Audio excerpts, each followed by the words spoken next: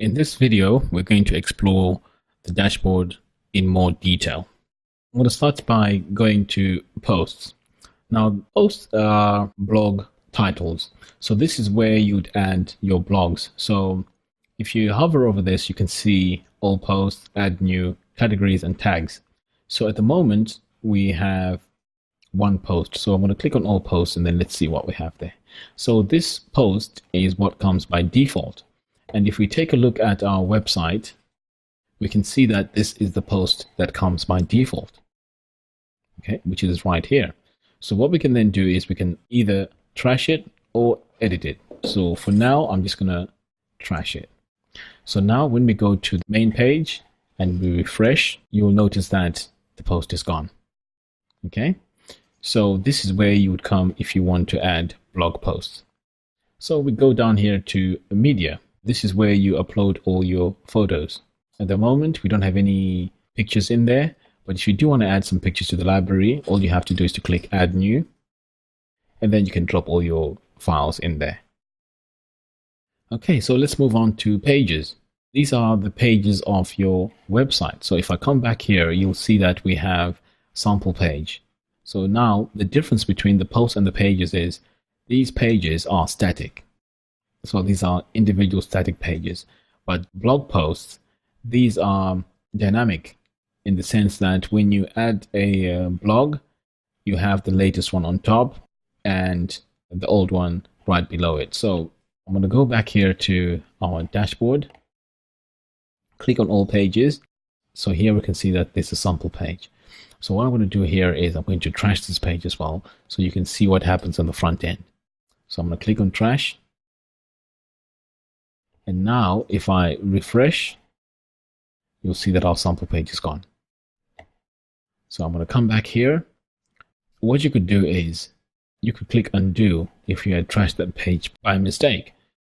Or you can go into trash and this will show you a list of all the pages that you've sent to the trash. This is a very good option because you can always restore the page if you have deleted it by mistake. To add a new page, all you have to do is to click on add new, and then you can put your page title and the contents of your page. Okay, let's move on to comments. This is where you'll see all your comments that people put on your posts.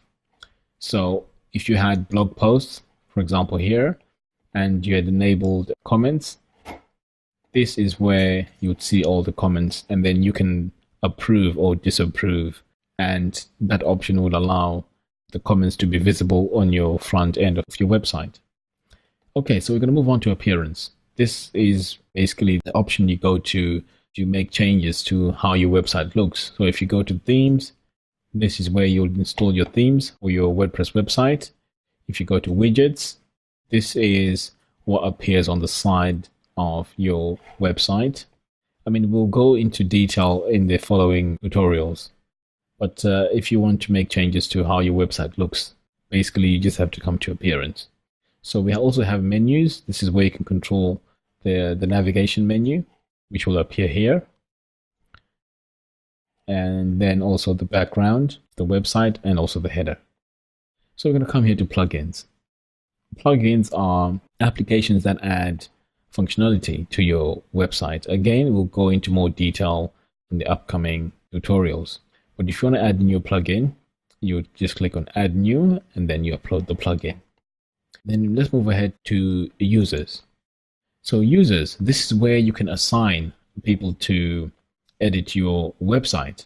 And when you add a new user, you can actually assign the roles of that user. So they can be just an editor. So if they're an editor, they can't have full access to the changes of the main WordPress admin. And let's move on to tools. I don't often use this because you'd use this to import or export files to your WordPress website.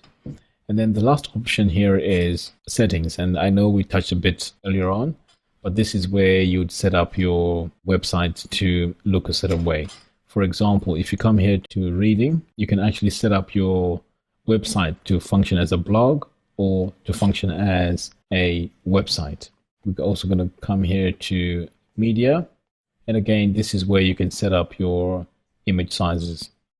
So you can set up the default sizes here. And that's it for this video. In the next videos, we're going to be going into in-depth of setting up our WordPress website.